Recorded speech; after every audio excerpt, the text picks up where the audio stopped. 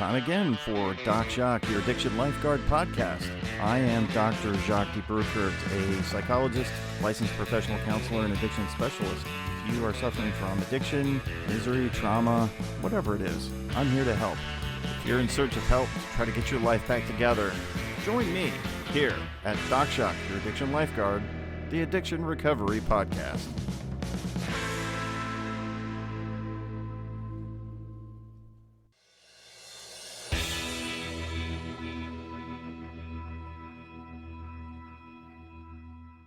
I wanted to be real clear about what this podcast is intended for. It is intended for entertainment and informational purposes, but not considered help. If you actually need real help and you're in need of help, please seek that out. If you're in dire need of help, you can go to your nearest emergency room, or you can check into a rehab center or call a counselor like me and talk about your problems and work through them. But don't rely on a podcast to be that form of help. It's not. It's just a podcast.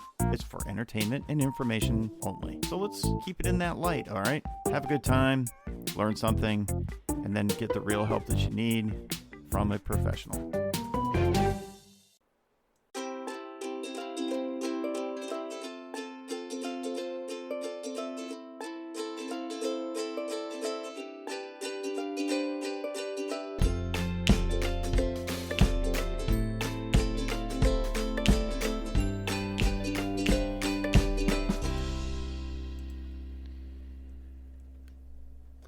You know, if you're struggling with addiction, I'm going to guess that sadness is probably not your favorite emotion. It's probably your least favorite emotion, but it's probably the one that, in fact, is the one that most of you are running from. We drank, you get distracted by it because sadness felt like a rip current. You know, it's just pulling at you, and it's something that it feels like you can't really get rid of it. You can't escape it. And if you suffered from any kind of traumas, you know, the sadness is just permeating your soul. So that's what I'm going to talk about today. What sadness really is, why it feels so dangerous, and how to experience it without letting it take you under, take you over, control you. It's a tough emotion to deal with, and it's one that every addict I've ever worked with has struggled. So let's talk about sadness and addiction.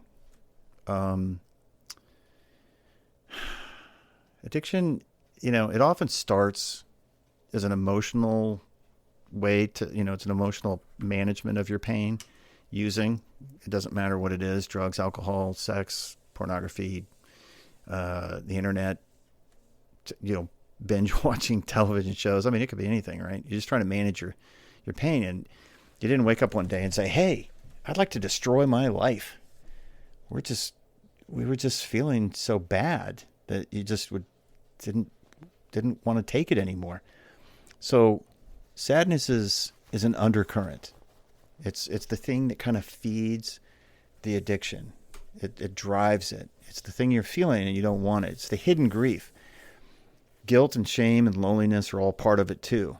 It's kind of a process. They all kind of go together. So when sadness shows up, it kind of reminds you of what you've lost. It's a reminder of that loss. It's re-experiencing that loss. And those losses, you know, relationships, trust, time, your job, maybe even some pieces of yourself that you lost. And we each reach that point where something has to make it stop. That's what we want. I mean, that's where I was. I certainly was feeling that way when I was using that phrase, like, you know, you don't understand. That's a phrase that anybody would try to figure out what's going on with me. It's like, well, you don't really understand. And so after a while, you get to the point where you're just kind of shutting down. You're not even really trying to explain it anymore. So understand that when you're feeling sad, it's a normal reaction to situations. It's not a defect. It's information. You're experiencing the information that you went through. It's the emotional warning light, if you will. You know, on your dashboard, it's just like that little wrench comes up or little exclamation point. There's something wrong. There's something going on here. So why does it feel so unsafe? For a lot of people in addiction, sadness just wasn't allowed when you were growing up. Or maybe the person who was supposed to be comforting you is the person who was also abusing you. So you had nowhere to turn. I see a lot of kids in that situation. Maybe you were told, that you needed to toughen up. If you're a guy, it was, you're just being a baby. And your friends kind of chime in with that too. It's not just your parents or your guardians that do that. We do that to each other as men. You might have grown up in chaos where sadness was a liability. It was a weakness. So your body learned early that sadness equals danger. So you kind of put the two together. Sadness and danger, they go together. And it's the idea that somehow this trauma logic of sadness is danger. So then your different part of your brain starts activating. It's not the emotional brain, it's the survival brain. The hippocampus is the feeling portion, but the amygdala is the part of the brain that's the fight, flight, or freeze, and so that gets activated. So it's not the truth. The other thing is, if you feel sad, you're never going to stop. I can't stop feeling sad, so I just want to push it away.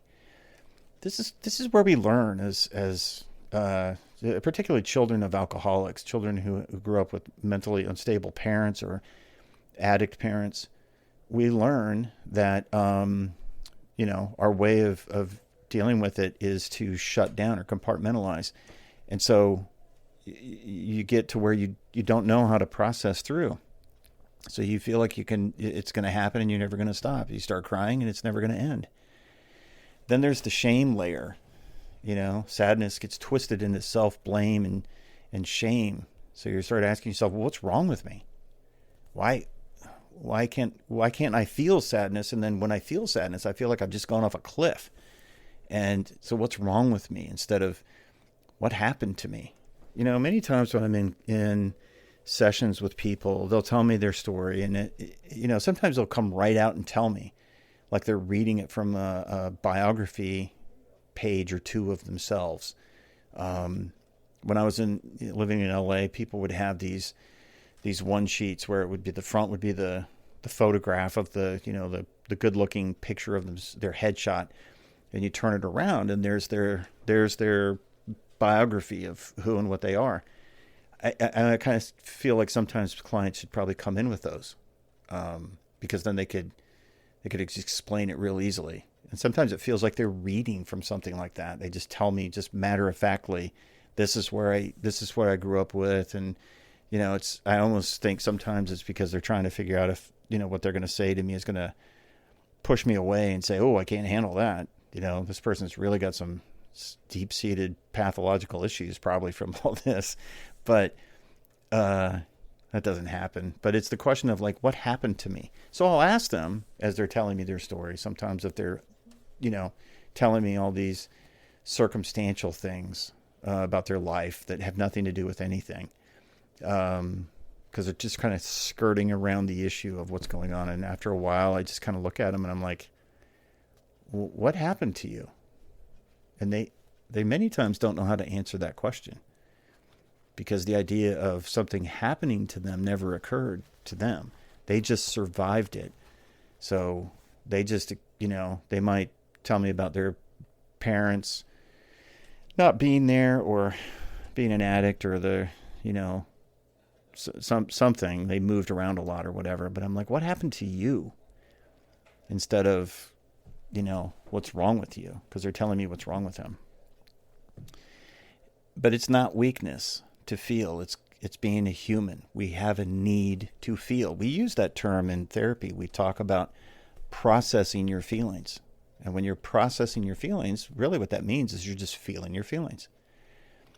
But when you've been numb for years, feeling anything can feel like getting hit by a wave that you didn't see coming. It's the person standing on the beach and they're facing the beach, the ocean is behind them, and this big, huge wave comes and smacks them down, and they weren't expecting it. That's kind of what happens when you haven't been feeling anything for so long. And that's why I prepare people when they come into therapy, and I say, listen, it's going to get worse. You're going to feel worse before you feel better, because this process is opening up older wounds that didn't heal right. We're getting at the infection, if you will, and trying to get it out. So you just understand you're going to feel worse. And that's why it's important also to put the structure around you where you're not just seeing a therapist once or twice a week for an hour at a time, but you're around other people. So that's why it's important to go to meetings, get into recovery community, get into recovery groups, have a network around you. Because when you're feeling things, you need to be able to express it, right? That's part of the feeling your feelings, process your feelings. And the worst way to process your feelings is in complete isolation. Although that's probably what you're going to want to do, because that's what you're conditioned to do, is to isolate. So how do you safely feel? How do you do it so you don't feel like you're drowning in sorrow? So fighting against it. You're going to panic. It's going to get worse. The emotions can feel much stronger when you're really, when somebody's in that present space with you, and they're bearing witness to your pain. Maybe they're validating it for you, like simple things. It's things that I'll look at somebody and go, that was really wrong what they did. When somebody's telling me about, oh, my parent did this, my cousin did that, my sibling did this, and I say to them, wow, that was really bad and wrong. Perhaps that is the first time they've ever actually heard somebody say that to them. And it's quite interesting, the reaction that I get when I say that. It stops them many times, and they just look at me. They're stunned. And it's a tough thing to experience. But at the same time, when somebody validates that, they confirm it. Yeah, that was wrong. But understand at the basis of this that sadness is something that is survivable if you stop trying to run away from it. It's going to chase you. The faster you go, the more it's staying with you. It's going to stay with you. You can't outrun it. You can't ignore it. Doing that is kind of what's led you to the addiction in the first place, isn't it?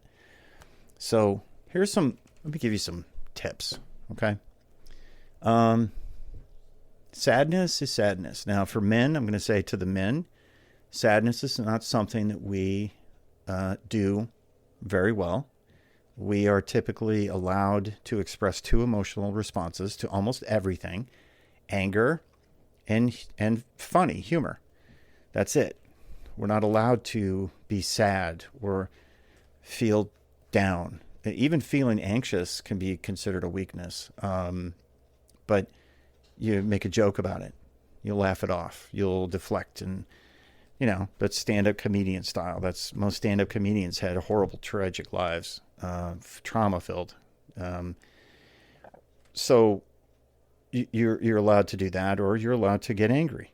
So you might get explosive and yell at people and whatever. And really what you're feeling is sad. You're just trying to shove it into humor or anger, and it doesn't really fit. So just call it what it is. Sadness, grief, loneliness. The worst thing you can do, and this applies to the ladies as well as men. How are you? Oh, I'm fine. Okay. Call it what it is. Don't call it I'm fine. You're not fine. That's the opposite of what you are.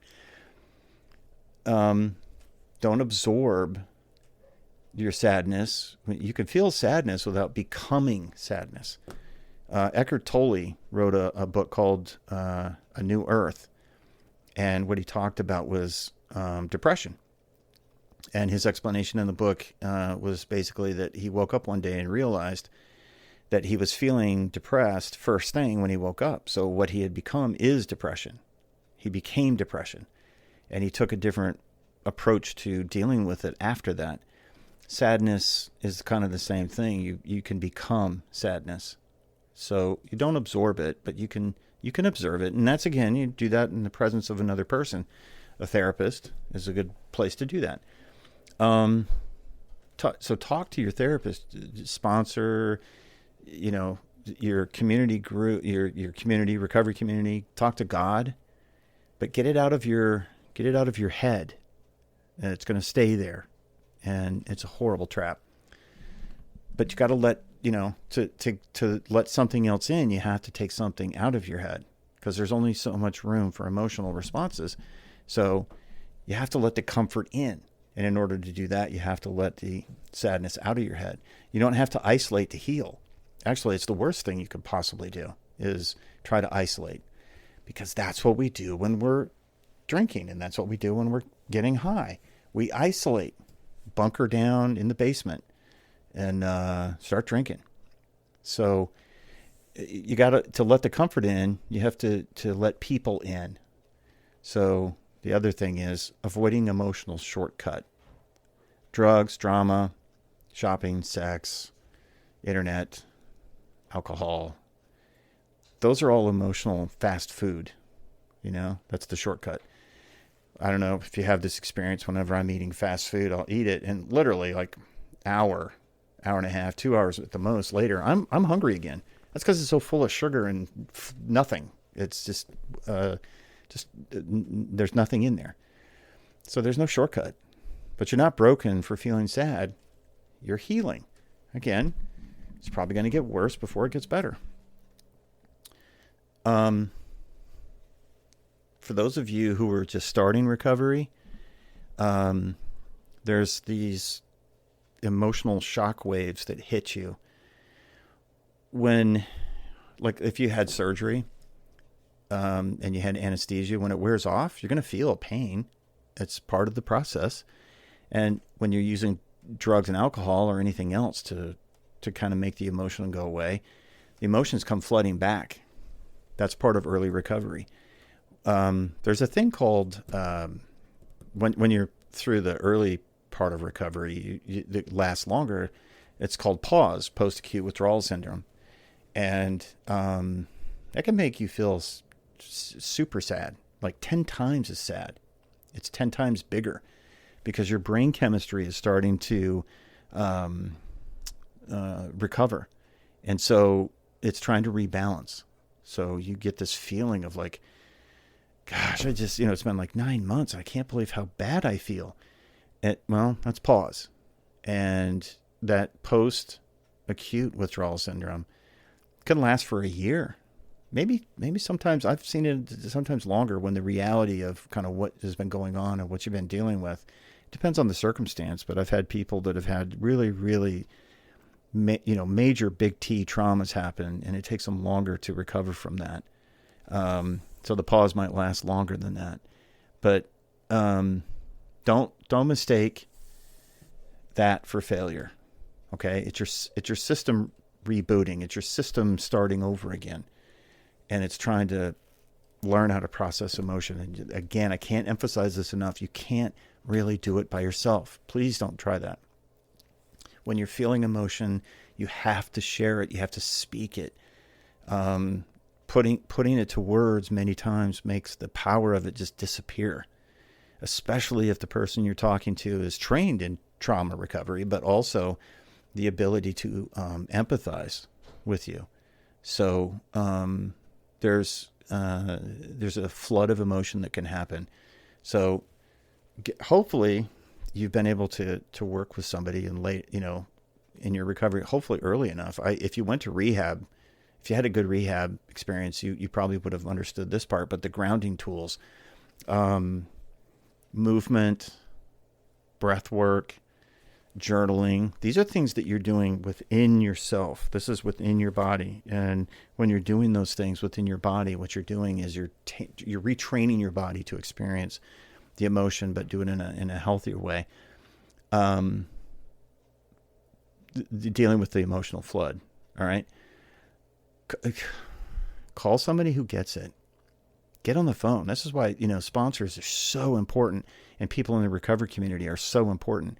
You have to have numbers to call when you're feeling bad.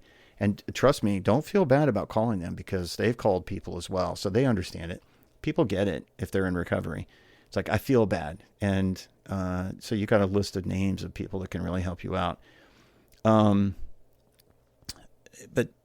white knuckling it, I'll get through this. Oh, gosh, that's terrible. Remember, Just like in the ocean, a wave comes and then it passes by. It always passes by. No feeling is permanent. I'm not going to be permanently sad, permanently lonely. It comes and goes. It's normal. People feel up, then they feel down, but you're going to aim towards the middle eventually in recovery. So turning sadness into strength. Let's talk about that for a few minutes here.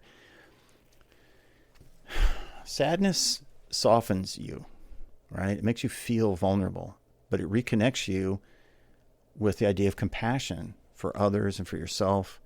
And that's what I do as a therapist. Is I'm working with a person, I'm getting them to accept the truth. Like, what is the truth? And from a Christian perspective, understanding that truth, there's freedom in that. Like, you things have happened to you and they were bad. Like I said before, it's like when I say to somebody, that was really wrong, that's a truth. Mislabeling trauma as something that wasn't trauma, and then getting told in a therapy process, hey, that was really traumatic what you went through. That's terrible. That's the softening part, right? So it reconnects you with compassion. So you can have compassion for yourself. If you let the sadness teach you instead of torture you, you'll discover empathy and gratitude on the other side. So let sadness be the teacher. When we isolate, we're in our own head. How you feeling? I'm fine. And I'm drinking. Nobody gets it. You don't understand. All that other nonsense that we say when we're in our worst of our addiction. You're not learning anything. You're just learning that you're disconnected and different from other people. The other part of what's interesting about when people go to rehab or when they go into recovery groups, they start hearing stories that are just like theirs. And I'll tell you, I'm going to do a podcast in the future about my experience with that, which was, it's too long for this individual podcast that I'm doing right now. But I had this eye-opening experience when I realized I really had suffered childhood trauma, but I just didn't understand that. It was torturing me. And when I started, it was a relief. That was really the beginnings of my recovery from that. What we teach children, little children, when they're first learning how to swim, we teach them to float. That's the first thing we teach them. We want to make sure that they can float. And by float, because babies are, there's a lot of body fat on a baby, so they're going to float anyway. But you teach them that there's safety in the water here, that you're not out of control. You're not going to sink to the bottom. And that's what people don't understand at first when they're trying to learn how to swim. They think they're going to just sink to the bottom. And, you're in a different environment. I put a child who is 2 or 3 or 4 years old in water where they can't put their feet on the bottom. That's a completely unfamiliar, different environment for them. And they're at first they're very panicked, because they're unsure of what's going on. The more they're in the water, the more comfortable they are. So if you're trying to learn how to trust, and not fight the water, you're going to be held up by the water, and that's what they learn. And so it becomes a safer environment for them. Now, could they drown? Oh yeah, absolutely. There's no question at that point. Yeah, they could, because they don't know how to swim. But you're not going to learn how to swim if you're fighting the water all the time and you're panicked thinking that it's going to kill you. So you just keep trying to avoid it. So the same emotion that once, made you drink and get high can help you deepen your recovery. And that emotion of sadness, if you understand the truth will set you free. God didn't put you on this planet to suffer. That's not his intention or his purpose. People can cause you to suffer because they're exercising free will around you, but that doesn't mean that that's what that has to be for the rest of your life. But you can't heal what you refuse to feel. If you are allowing yourself to feel it, then you can recover. So sadness is not your enemy. It's your messenger. Listen to it and learn from it, and let it move through you. Let it move through you. It's not, it is the way to learn. It's torture. Your choice. So what do you do when it shows up? Well, don't run. Sit with it. Like I'm feeling sad. Like get that I'm fine message out of your brain. Just experience it. Dan Siegel is a psychiatrist that does a great job of explaining it. He said, when an emotion comes to you, you feel it, and then it passes past you. It goes through you. He sees emotions as those things that come to you and they go through you, just like a wind. The wind, it hits you and then it's past you. And that's part of what you need to be able to do. Sit with it and let it pass you like a wave or the wind. And you'll be surprised at how strong you really are when you withstand it. The running and the hiding is the weakness. It's not the strength. And you're not alone. And there are lifelines all around you. All you have to do is just take one. So you're not by yourself. So don't isolate. And when you want to get into recovery, you can do it. Stay safe, stay grounded, and always don't drown in someone else's chaos either, including your own. Keep your eyes on the shore. Like, I want to be in that place. I want to be in that safety of that ground because I don't want to die. Well, that's it for this episode of Doc Shock, Your Addiction Lifeguard. If you need help, please go to rehab, go to a hospital, get into the A rooms, the AA, NA, SAOA, whatever A. But don't kill yourself trying to save your addiction. That's just insanity. If you do want to reach out to me for some extra help, I can help you. I can help guide you from a distance. But whatever it is, just go out and get the help. And I really hope you enjoyed this podcast. If you did, please like and subscribe and listen to the next episode. And in the meantime, this is Doc Shock, your addiction lifeguard, saying see ya.